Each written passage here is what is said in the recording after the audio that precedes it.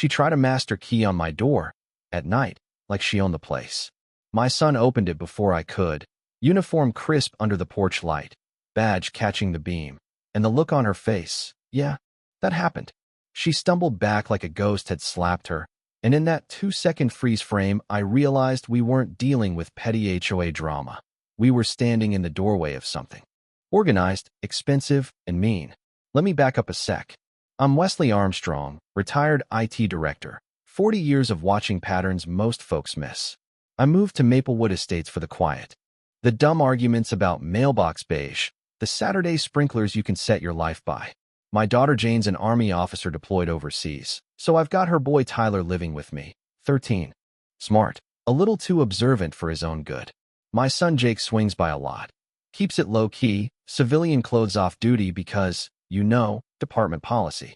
Normal family routine, or so I thought, until I met our HOA chair, Chloe Foster, a woman who walked like she had keys to every life on the block. Chloe was all handshake and smile, but the questions were wrong. Not welcome to the neighborhood, more like, what's your home office setup? Do you do crypto? Which I never told her. Ever. I brushed it off, told myself I'd misheard. Then came wellness checks, pretexts that were really house audits, her eyes dragging over locks and cameras like she was memorizing our blueprint. Tyler joked about the crazy HOA lady with the clipboard conscience. I laughed and missed what he didn't. Week 3, the house started whispering back. Coffee mug on the wrong coaster, my desk papers restacked, Tyler's laptop an inch off its usual graveyard. Small things that mean one big thing. Someone with keys came inside. Always during HOA maintenance windows. Pattern recognition is my old religion, so I put up a ring and waited. Right on schedule, a man with professional posture and a keyring ghosted in like he was clocking in. He moved room to room like his GPS had names for our furniture. I took it to Emma Collins, 3 houses down, former military spouse with a stare that cut steel. She didn't blink. Happened to me last month. Wellness check, then my laptop walked. That's when my stomach dropped. This wasn't one-off burglary. This was a harvest. And if it was a harvest, someone was keeping the ledger. The ledger had Chloe's handwriting all over it. The last out died when I opened my safe. Cash untouched. Backup drives untouched. But the primary hardware crypto wallet, the one worth 50 grand, gone.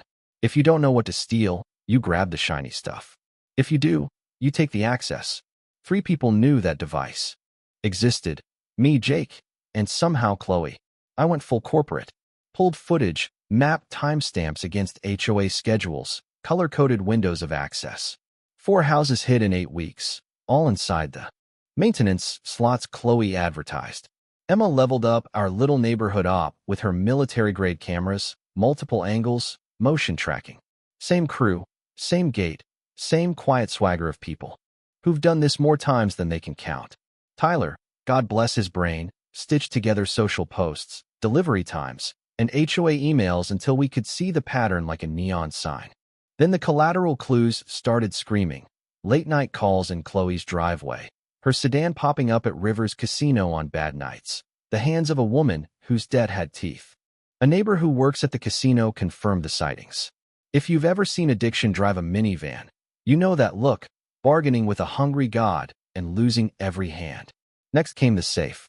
Punch. Identity theft reports exploding in 2 more homes. New accounts opened using addresses from houses listed on Chloe's contractor schedule. They weren't just taking stuff.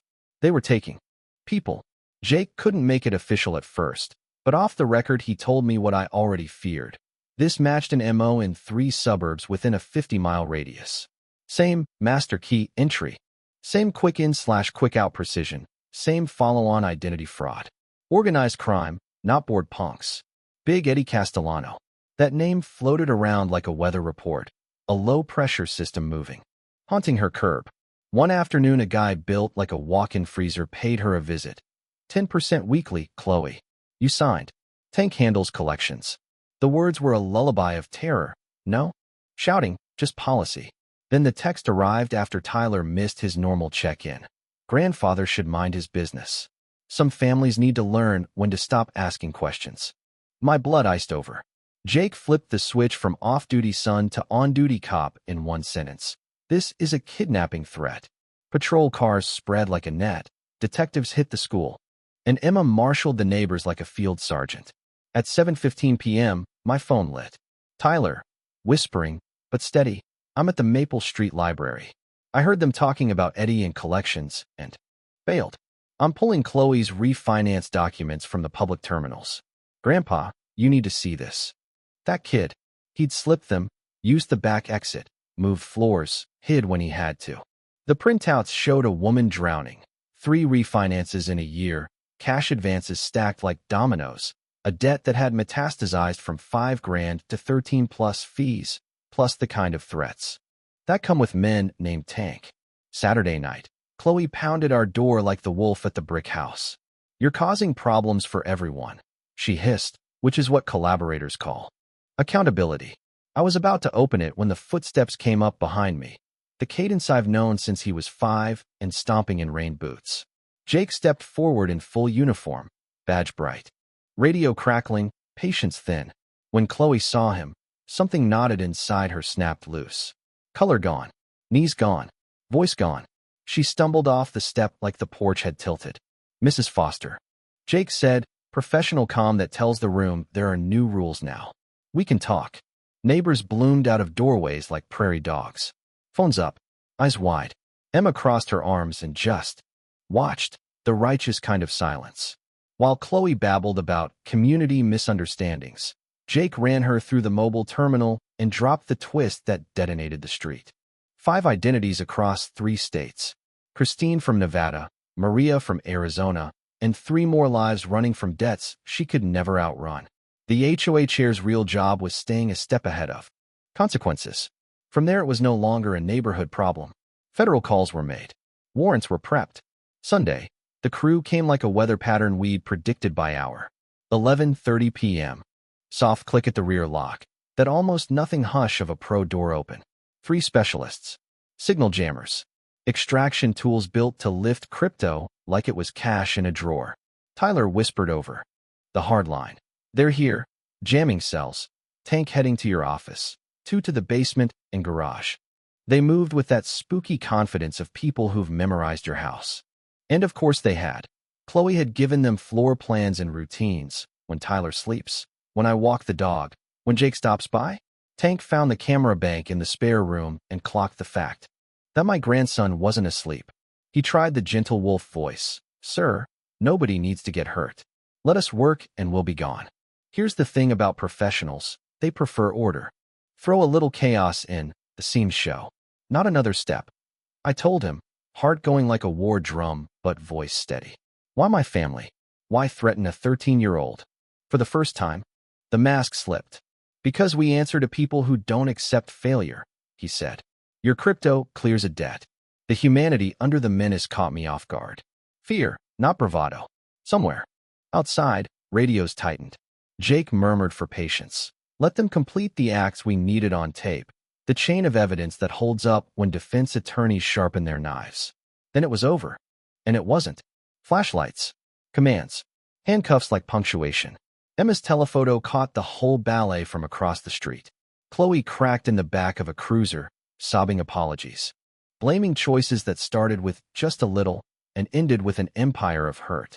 Tank asked for a private word with Jake and said the quiet part out loud. Eddie's network had reach inside. Institutions that should have been safe. The surveillance on us started before the HOA mess, before the wallets. Long game. Watch and wait. Pick the right pressure point. Jake's face went white in a way I'd never seen. Dad, we're moving to a safe location. Now, 3 months later, the scoreboard looked like justice. Tank got 8 years on racketeering and theft. His crew, 5 to 7. Cooperation shaving the edges. Federal raids rolled up 23 arrests. For million in assets seized. Victims finally seeing checks and apologies that meant something. Chloe's sentence was smaller but heavier. County time, probation, mandated treatment, restitution that sold her house and stripped the myth down to bone. Emma turned hurt into leadership, new contractor protocols. Real transparency, neighbors trained, not just reassured. Tyler got an official letter for his part, not because the paper matters, but because the kid learned courage without needing a cape.